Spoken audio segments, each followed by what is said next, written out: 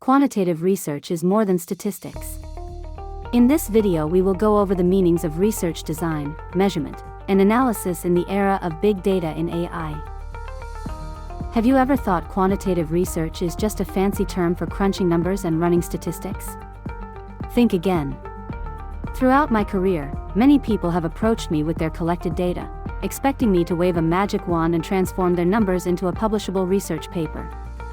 Unfortunately, too often I had to deliver disappointing news. Why? Because no amount of statistical magic can fix insufficiently conceptualized research ideas, poorly formulated questions, or unreliable data. If only they had talked to me before they started their projects, we could have avoided these pitfalls together. Many people equate quantitative research with statistical analysis.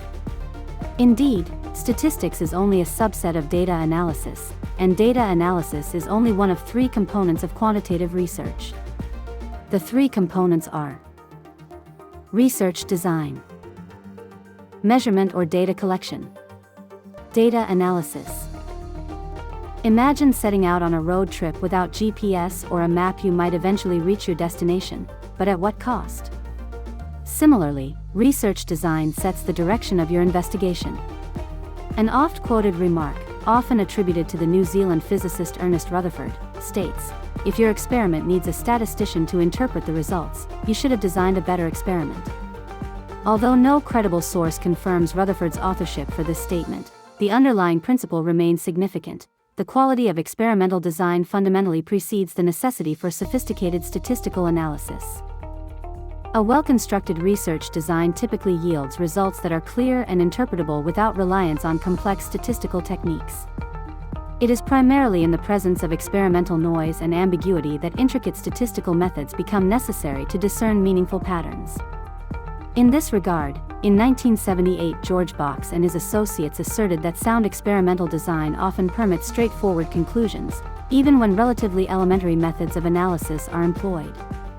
Conversely, even the most advanced statistical methodologies cannot compensate for flaws in experimental design. In essence, rigorous research design must precede data collection.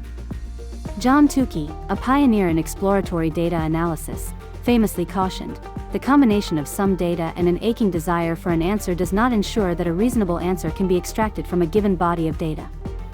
Tukey's insight underscores the limitation of data analysis when research is not grounded in thoughtful design.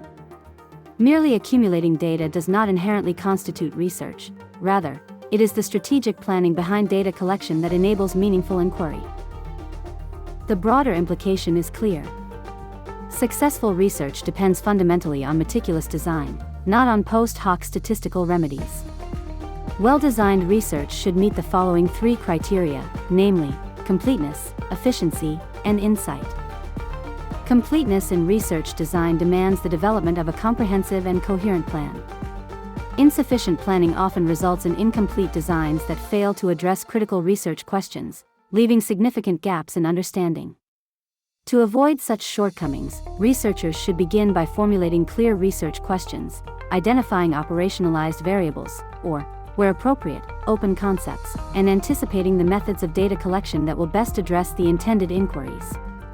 Additionally, taking proactive measures to account for potential contingencies is highly advisable, ensuring the research process can adapt to unforeseen challenges. Efficiency constitutes another essential characteristic of a high-quality study.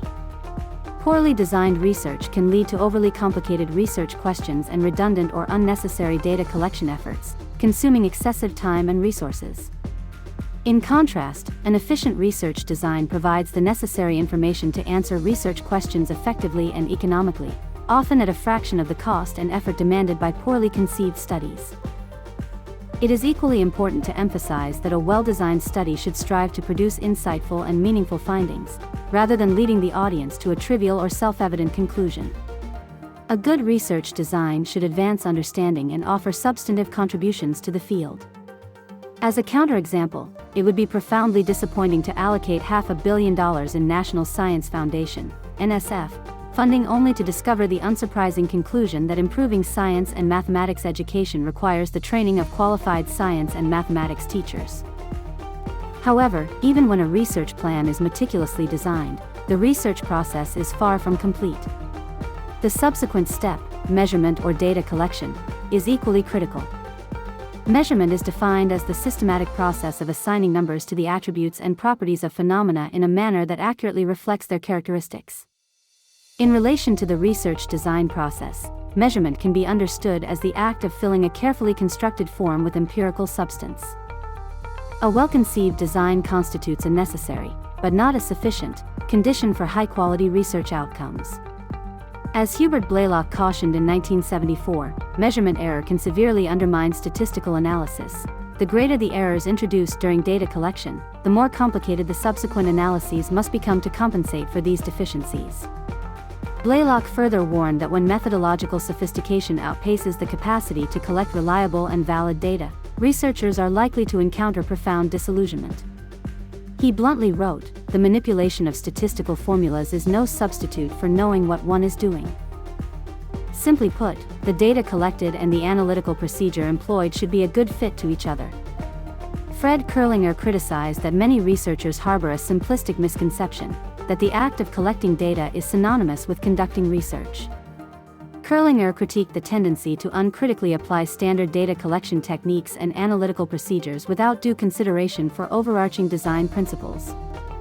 For example, he noted that analysis of variance was frequently employed inappropriately, particularly when independent variables were measured on an interval scale, rather than a discrete grouping factor.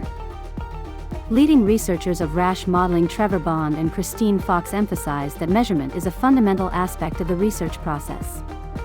While practitioners in fields such as psychology have demonstrated remarkable proficiency in applying advanced statistical methods, no level of statistical sophistication can compensate for poor measurement quality.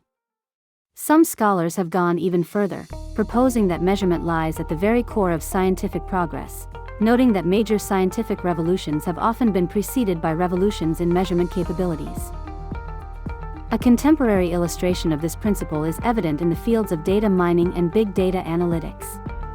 The tremendous advances seen in these domains have been driven not merely by improvements in analytical methods, but more fundamentally by the rapid expansion of data warehousing technologies, cloud computing, and the enhanced ability to collect and manage large volumes of data, commonly referred to as big data. This development exemplifies how progress in measurement and data acquisition technologies can catalyze new research paradigms and transformative scientific insights. Assuming that a study is well-designed and high-quality data are collected, the task of the data analyst becomes substantially more straightforward. The primary objective of data analysis is to extract meaningful insights from the data within the context of the given research design. In this sense, data analysis can be regarded as the manipulation of empirical substance within the theoretical form provided by the design. Importantly, the purpose of analysis is not to complicate the findings, but rather to achieve data reduction, clarification, and simplification. It is essential to emphasize that data analysis should not be conflated with statistical analysis. Statistical analysis is fundamentally linked to probability theory. More precisely, within classical statistics, the p-value, representing the probability of observing a test statistic as extreme as the one obtained, under repeated sampling, is central to hypothesis testing. However, this framework was originally developed for small sample studies and relies heavily on several key assumptions. In reality, the data structure may not conform to the assumptions. To P or not to P, that's the question. In contrast, data analysis broadly incorporates statistical reasoning when appropriate but deliberately avoids probabilistic modeling when it is unwarranted.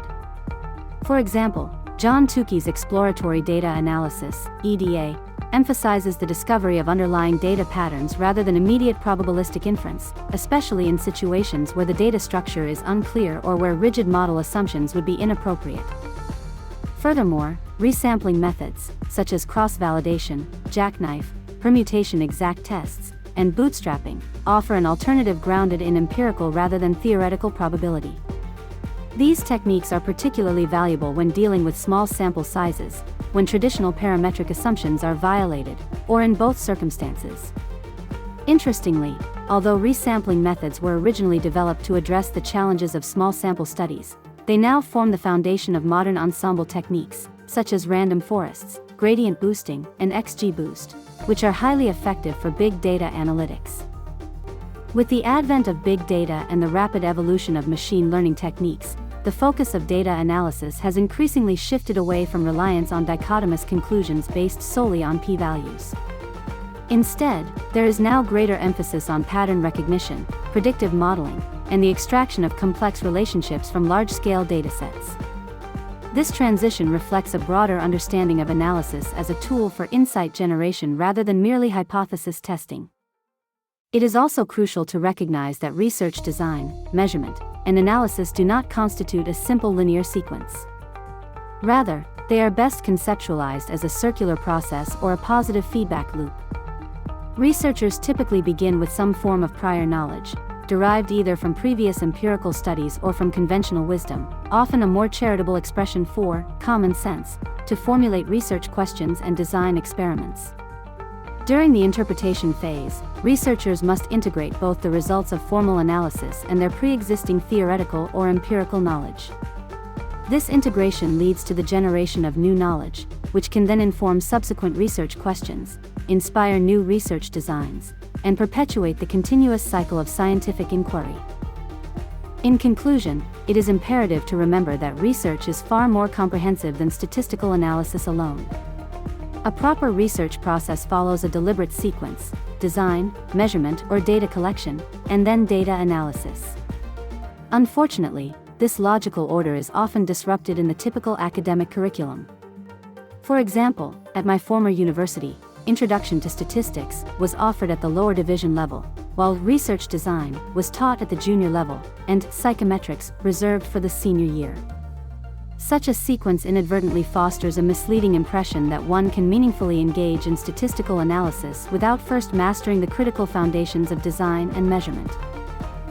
This misalignment not only undermines the learner's understanding of the research process but also promotes a superficial approach to data analysis.